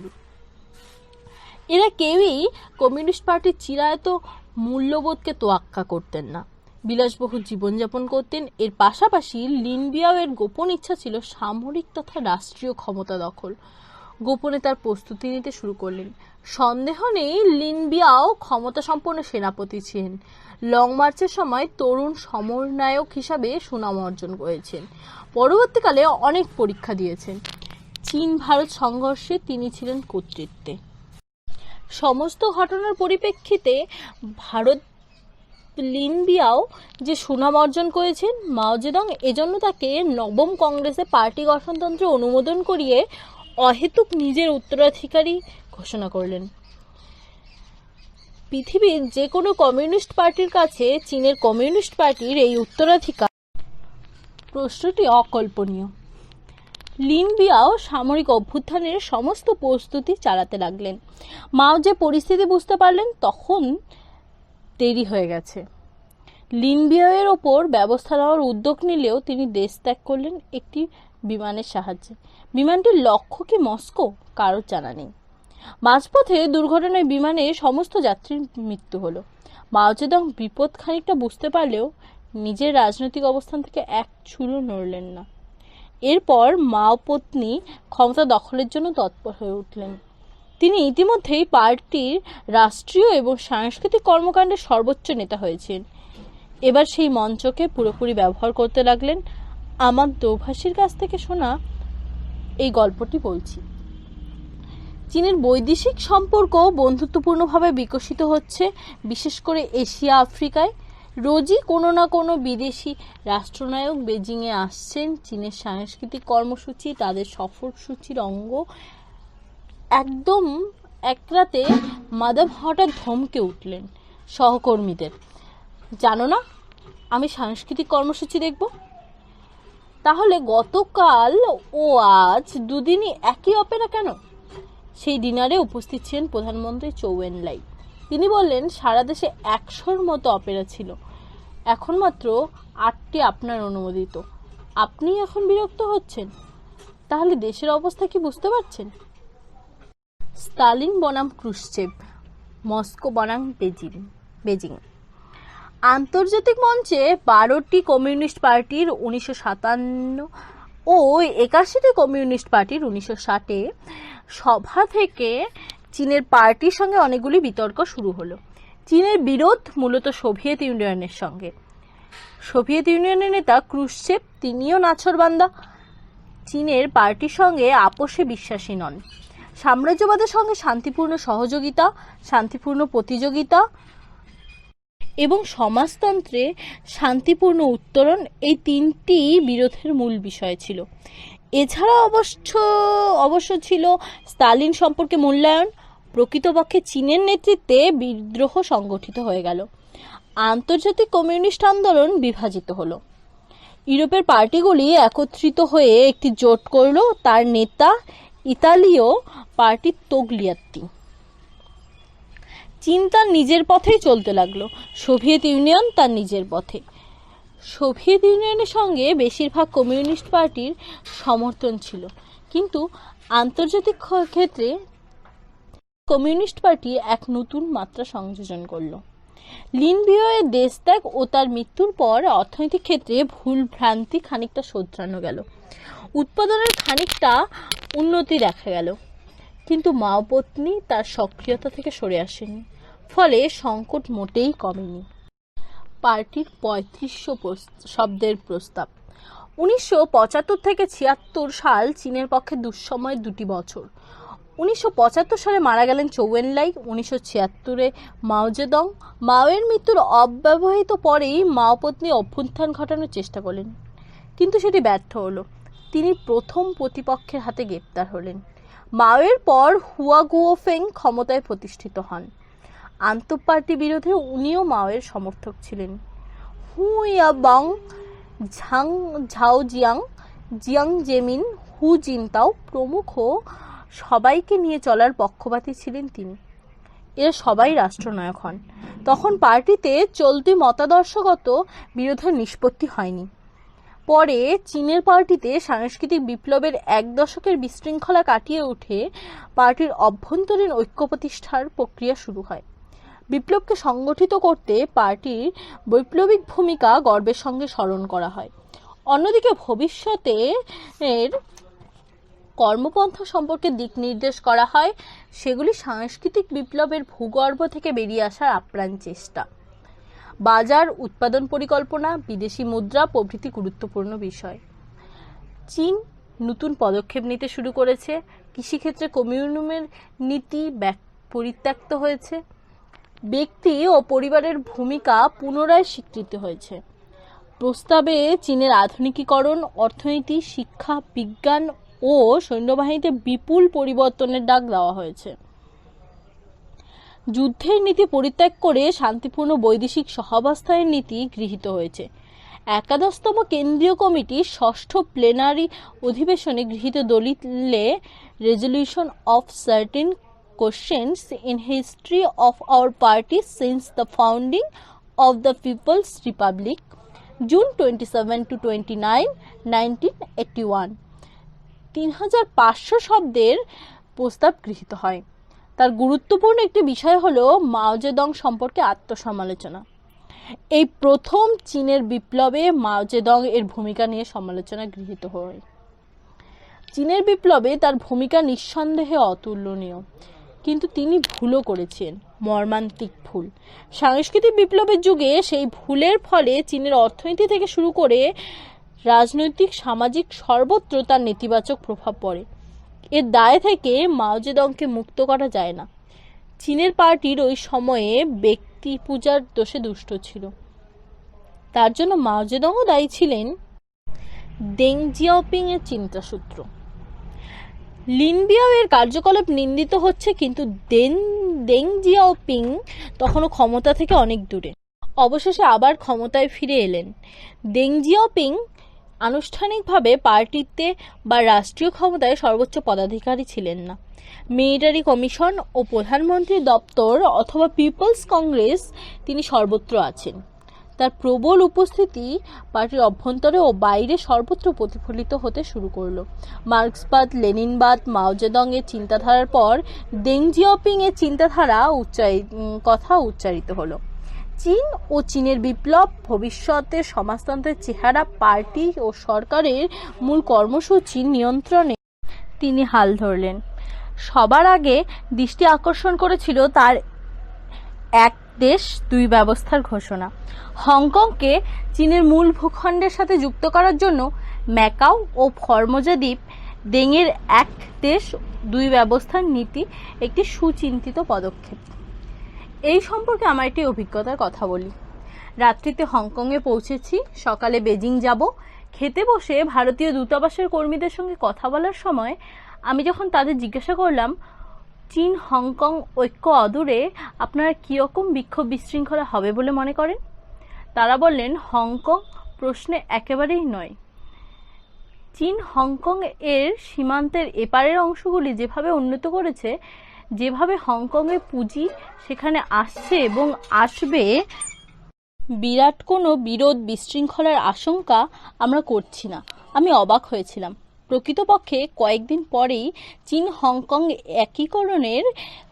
একীকরণ হয়েছিল বড় ধরনের বিশৃঙ্খলা ছাড়াই। দেং জিয়াওপিং জানতেন, যদি দুই দেশ অর্থনৈতিক ক্ষেত্রে ঐক্যমত্যে পৌঁছয়, অন্য কোনো বিরোধ তাহলে ঠেকিয়ে রাখতে পারবে না। কার্যত তাই হয়েছে। দেং জিয়াওপিং পার্টির পুরনো নেতা।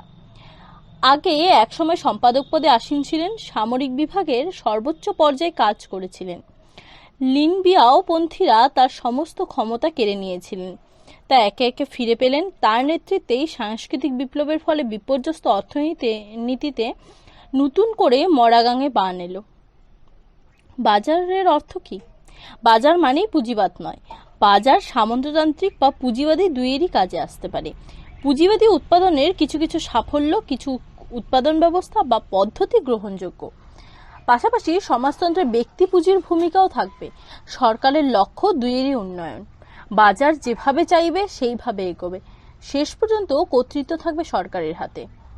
দেং জিয়াওপিং বললেন, তথ্য থেকে সত্যকে জানো, লার্ন ট্রুথ ফ্রম ফ্যাক্টস।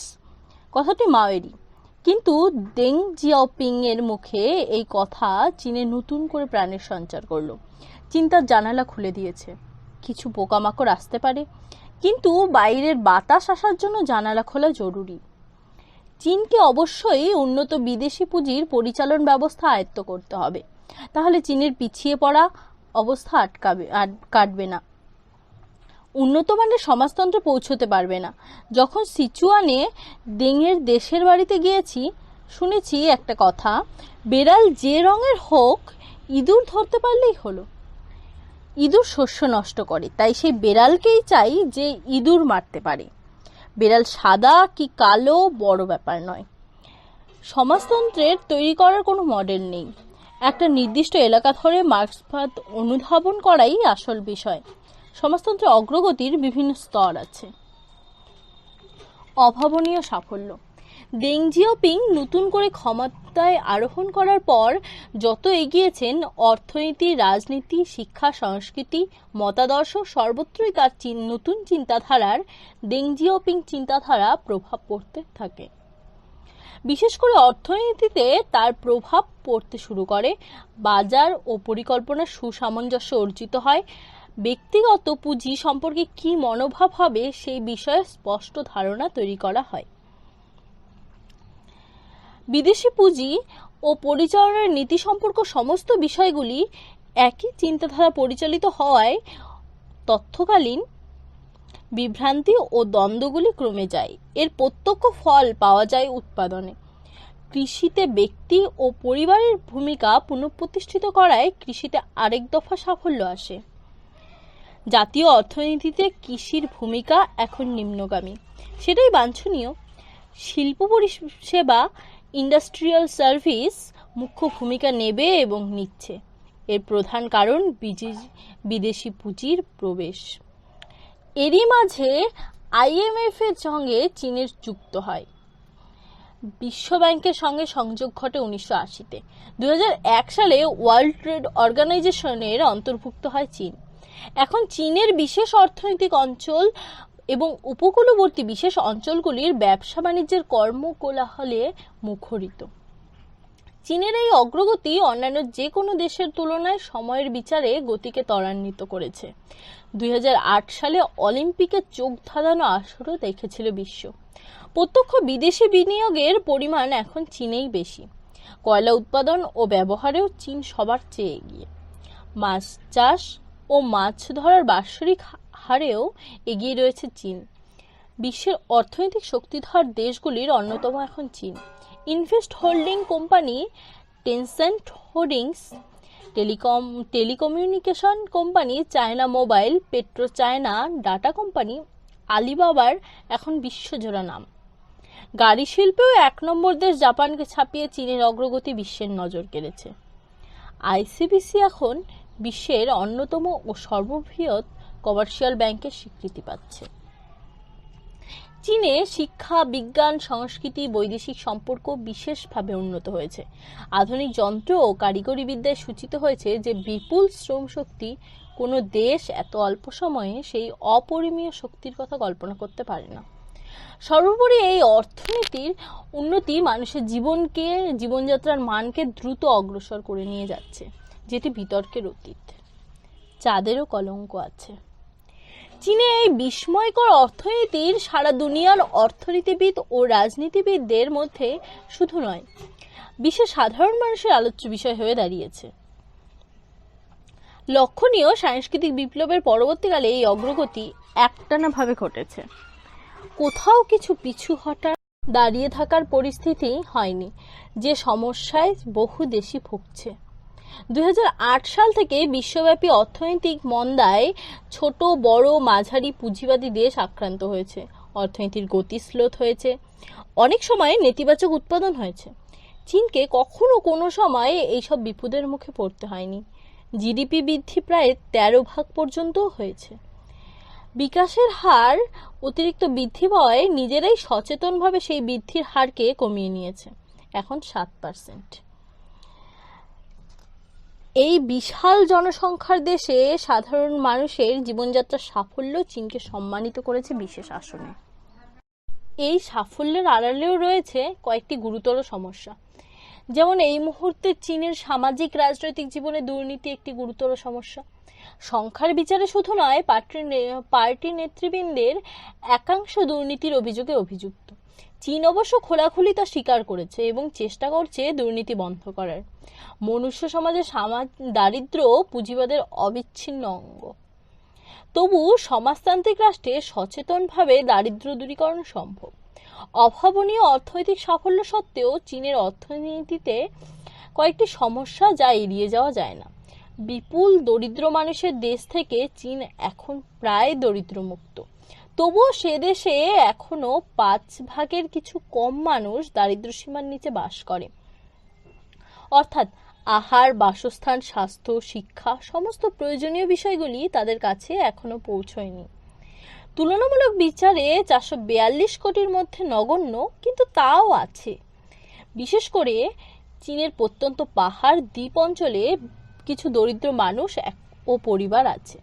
তাদের জীবনযাত্রা সমস্যা সংকুল, কিন্তু তারাও সরকারি নজরের বাইরে নেই। সমস্যার সমাধানের চেষ্টা চলছে। অন্যদিকে সমস্যা হলো চীনের বিশাল জনসংখ্যার কর্মরত মানুষের মধ্যে আয়ের ব্যবধান। এটি মামুলি ব্যবধান নয়। এই ব্যবধান জনজীবনের নিঃসন্দেহে বিভাজন সৃষ্টি করেছে। সরকারি মতে সমাজতন্ত্রের এই পর্যায়ে এটি হবে। সবার জন্য একই মাইনে মজুরি কাম্য নয়। ক্ষমতা অনুযায়ী কাজ ও কাজ অনুযায়ী মজুরি ব্যবস্থাই থাকবে। ইগালিটারিয়ানিজমের কোনো মতে সাম্য নয়। এই বিভেদ কতদিন চলবে চীনের সরকারি মহলে এই নিয়ে বিতর্ক আছে। আরেকটি বিষয় চীনে প্রবল হয়ে উঠেছে। নতুন নতুন শহর গড়ে ওঠার জন্য পুরনো ঘরবাড়ি থেকে উচ্ছেদ, অসংখ্য মানুষের শিকার, যদিও সরকারের ভূমিকা সক্রিয়। তারা পুনর্বাসনের আপ্রাণ চেষ্টা চালাচ্ছে। চীনের সাম্প্রতিককালের সর্বোচ্চ সমস্যা বিশাল সংখ্যক কোটিপতিদের আবির্ভাব। যেহেতু সমাজতন্ত্রের বর্তমান স্তরে চীনের সরকার কিছু পুঁজিবাদী সংস্থাকে স্বীকৃতি দেয়, সরকারি পৃষ্ঠপোষকতা তারা পায়, ব্যক্তিগত পুঁজি হওয়া সত্ত্বেও তাদের লভ্যাংশ বা মুনাফা তারা এখন কোথায় যাবে? সরকারই বা কি করবে? সরকারি পক্ষে একবার বলা হয়েছে দেশের সবাইকে একসঙ্গে কোটিপতি করা যাবে না। তাহলে কতদিনে যাবে? কোটিপতি করাই কি লক্ষ্য? সরকার একবারও বলেনি কাউকেই পুঁজিপতি করা যাবে না। তবে এটি একটি জটিল সমস্যা, শ্রেণী ও শ্রেণী সংগ্রামের সঙ্গে জড়িত। পুঁজিবাদ ও সমাজতন্ত্রের ভবিতব্য নির্ধারণেও মূল প্রশ্ন। মানবাধিকার ও তথা পশ্চিমী গণতন্ত্রের অনুপস্থিতি। বর্তমান যুগে চীনের অর্থনৈতিক সাফল্য যেমন অভাবনীয়, তেমনি চীনের গণতন্ত্র সম্পর্কে মানুষের প্রবল জিজ্ঞাসা রয়েছে। দুনিয়া জুড়ে যখন বিশেষত পশ্চিমী দুনিয়ায় মানবাধিকার নিয়ে চর্চা, আগ্রহ দিনকে দিন বাড়ছে, তখন চীন বিষয়টি সম্পর্কে আশ্চর্যভাবে নির্লিপ্ত। কিন্তু যখন সমালোচনায় আক্রান্ত হয়েছে, তখন তারা নিজেদের উত্তর নিয়ে উপস্থিত হয়েছে। তাদের জবাব হলো মানুষের মৌলিক অধিকারের শুরু খাদ্য, বস্ত্র, বাসস্থান, স্বাস্থ্য ও শিক্ষায়। চীন সরকার এই বিষয়ে সবচেয়ে সাফল্যের দাবিদার। 142 কোটির দেশে জীবনযাত্রার মান এই লক্ষ্যে পৌঁছানো সোজা কথা নয়। তারা সেই পথেই এগিয়েছে এবং সফল হয়েছে। তাদের মতে ক্ষুধা, দারিদ্র্য ইত্যাদি মুক্ত চীনই মানবাধিকারের সর্বশ্রেষ্ঠ উদাহরণ।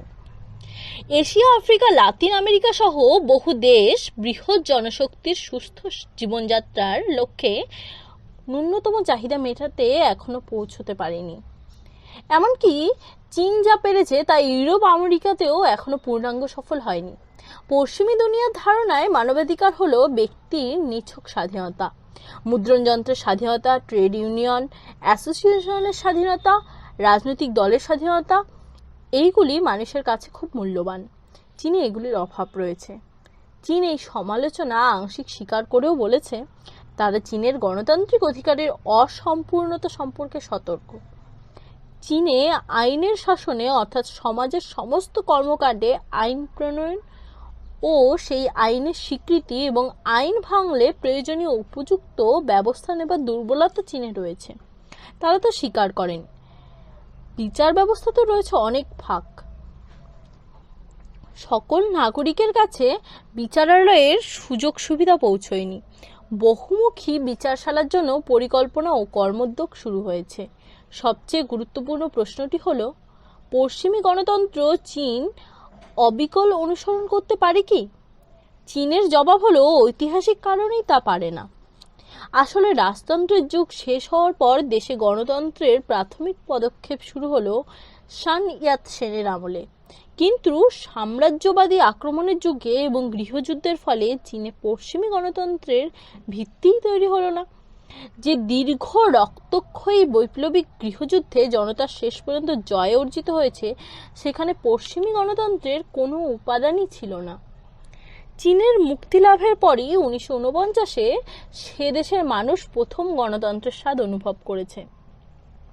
বর্তমান চীনে পরীক্ষা নিরীক্ষা চলছে জনগণের অধিকারকে প্রতিষ্ঠিত করার। ট্রেড ইউনিয়ন, ছাত্র, মহিলা, যুব, বিজ্ঞানী, সাংবাদিক প্রভৃতি বিভিন্ন অংশের মধ্যে রয়েছে তাদের গণতান্ত্রিক প্রতিষ্ঠান। রয়েছে শক্তিশালী গণমাধ্যম। গড়া হয়েছে জনগণের নির্বাচিত গণপরিষদ। এই প্রতিষ্ঠানগুলির মধ্যে দিয়ে সাধারণ মানুষের চিন্তাধারা, কর্মকাণ্ড নিয়ত প্রতিফলিত হচ্ছে। কারো অনুকরণে নয়। চীন বরং গণতন্ত্র নিজের চারিত্রিক বৈশিষ্ট্য অনুযায়ী জন্মেছে এবং এগোচ্ছে। এবার আসি সব থেকে শেষে, উপসংহার। বিশ্ব রাজনীতিতে চীনের যে মর্যাদা, তার প্রধান ভিত্তি হলো তাদের অর্থনীতির পরম আশ্চর্যজনক সাফল্য। তাদের বাধাহীন ধারাবাহিক জাতীয় উৎপাদন বৃদ্ধি দুনিয়ার সব দেশের চোখে বিস্ময় সৃষ্টি করেছে। অর্থনীতির বিপুল সাফল্য দেশকে বিশ্ব রাজনীতির গুরুত্বপূর্ণ আসনে বসিয়েছে। এই বিস্ময়ের অন্তরালে রয়েছে দুটি বিষয়। প্রথমত, কৃষি সাফল্য। চীন 142 কোটি দেশের মানুষের অন্নসংস্থান করেছে, উন্নত মানের করেছে, ক্যালোরির প্রয়োজনীয় মাত্রা রক্ষা করেছে, উপরন্তু প্রোটিন ও অন্যান্য খাদ্যগুণ যুক্ত করেছে। আমাদের মধ্যে একজন প্রতিনিধি একটি নিটল লাল টমেটোর প্রশংসা করে কাঁচা টমেটো খেতে শুরু করলেন। চীনের কর্তাদের একজন বললেন, বিশ্বখ্যাত খুচরো ব্যবসায়ীরাও হাজির হচ্ছে। ওদের জন্য এসব নিয়ে কোনো ভ্রুক্ষেপই নেই।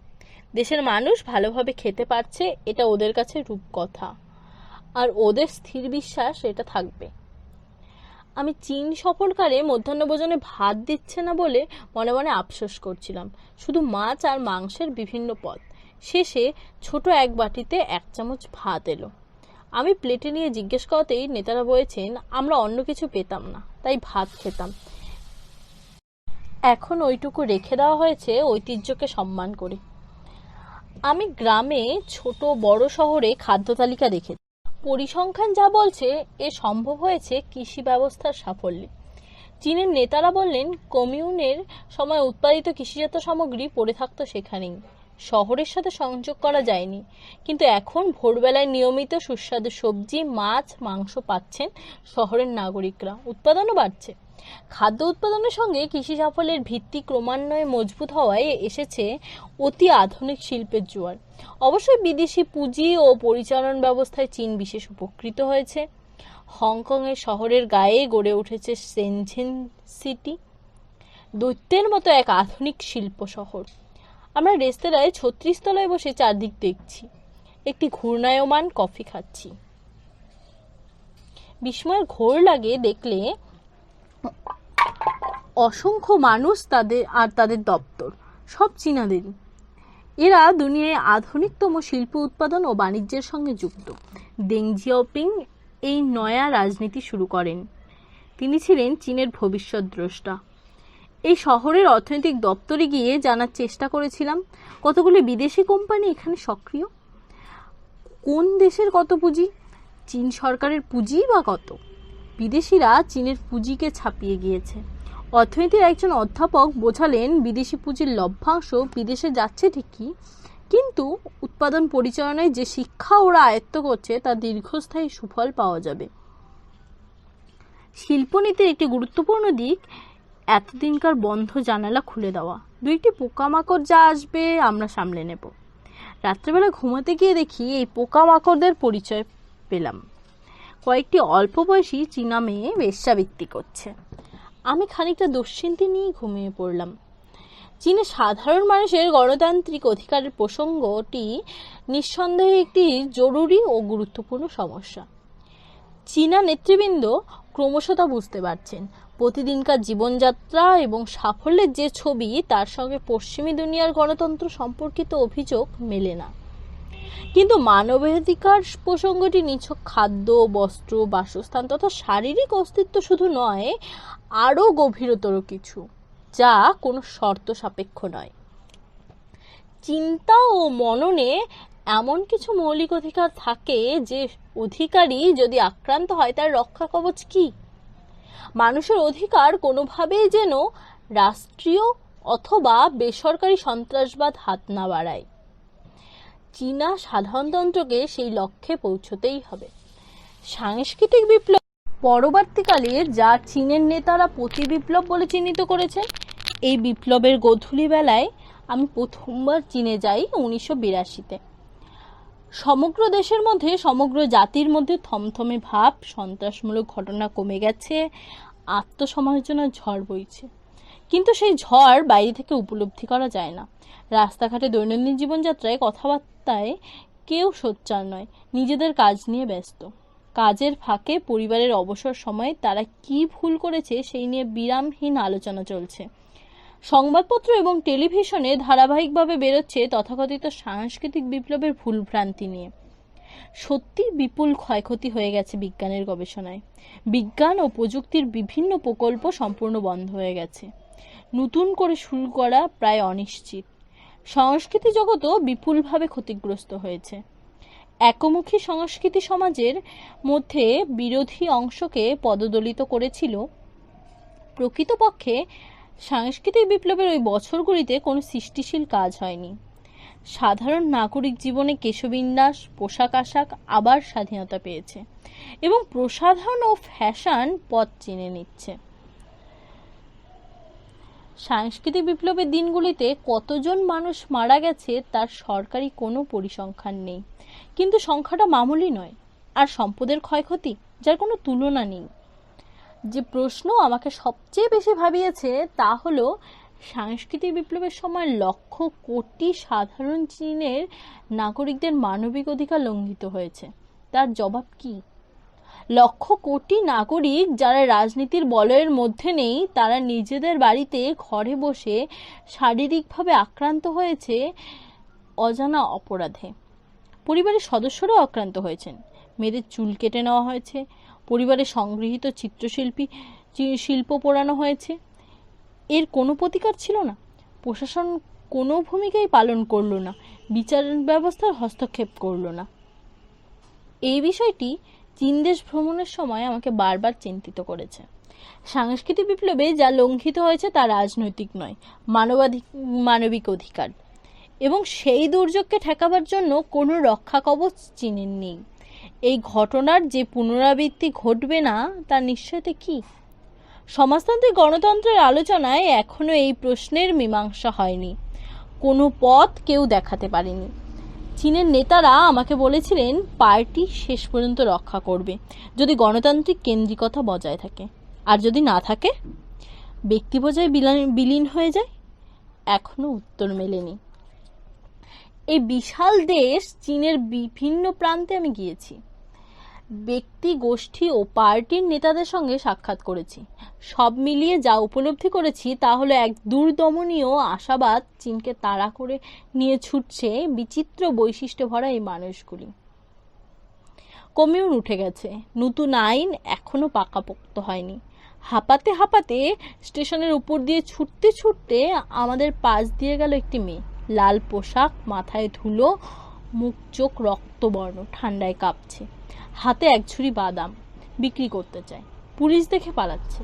কিছুক্ষণ তাকিয়ে থাকলাম। নিজের দেশে নিজের তৈরি বাদাম বেচতে ভয় পাচ্ছে, নাম আবার চীনা বাদাম। সমাজতন্ত্র কোন পথে?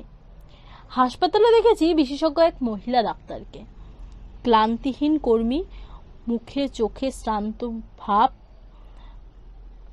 বিদেশ থেকে সার্জারি শিখেছেন। অন্যের কাছে জেনেছিলাম হাসপাতালে ঝাড়ুদার ও মাইনের ফারাক খুব কম। তার মাইনের ফারাক খুব কম। অবাক লেগেছে।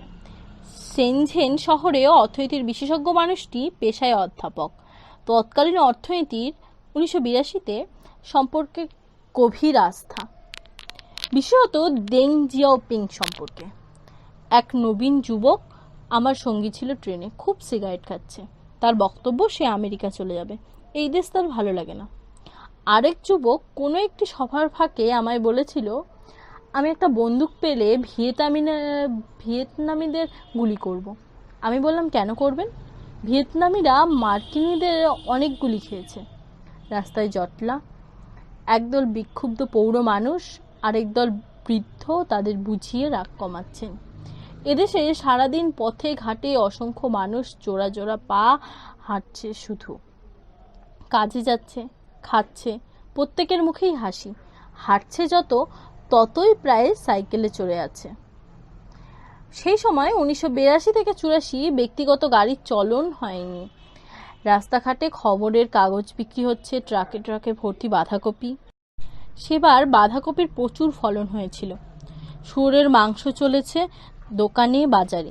রাস্তাঘাটে মহিলা পুরুষ প্রায় সমান। নানা জনের নানা রং এর জামা প্যান্ট। বিশাল ট্রাক চালিয়ে নিয়ে যাচ্ছেন এক মহিলা ড্রাইভার। রাস্তাঘাটে ভিখিরি, ভবঘুরে ও সাধু সন্তদের কোনো চিহ্ন নেই। চীনের এই জীবনযাত্রার অন্তর্নিহিত শক্তি কি? কি তাদের ধরে রেখেছে? কি তাদের একসঙ্গে এগিয়ে যেতে সাহায্য করছে? সরকারিভাবে মার্ক্সবাদী লেনিনবাদী দর্শনকে, পরবর্তীতে মাও জেদংয়ের চিন্তাধারাকে এই শক্তির উৎস বলে চিহ্নিত করা হয়েছে। সাম্প্রতিককালে চীনা নেতারা দেশপ্রেমের কথা বলছেন, যা এতদিনে তাদের রাজনৈতিক সাহিত্যে ছিল না। শুধু দেশে নয়, বিদেশেও বসবাসকারী চীনারা এই মহান কর্মকাণ্ডে যুক্ত আছে। এ হলো চীনের জাতিপ্রেম, দেশপ্রেম। একদিন খুব ভোরে তিয়ানআনমেন স্কোয়ারে খোলা মাঠে দেখি একটির পর একটি বাস থামছে, শিশুরা বাস থেকে নেমেই ছুটছে। মনে হলো যেন হাজার হাজার লক্ষ লক্ষ সূর্য আকাশে উঠছে, তারই লালচে আভা ছড়িয়ে পড়ছে। এই হচ্ছে বিশ্বাসের ছবি, ভবিষ্যতের ছবি। লক্ষ কোটি মানুষের এই কোন জীবন তৃষ্ণা চীনকে সাফল্যের এই চূড়ায় নিয়ে এসেছে। তারপর কি হবে? শেষ নাহি যে শেষ কথা বলবে, কে বলবে?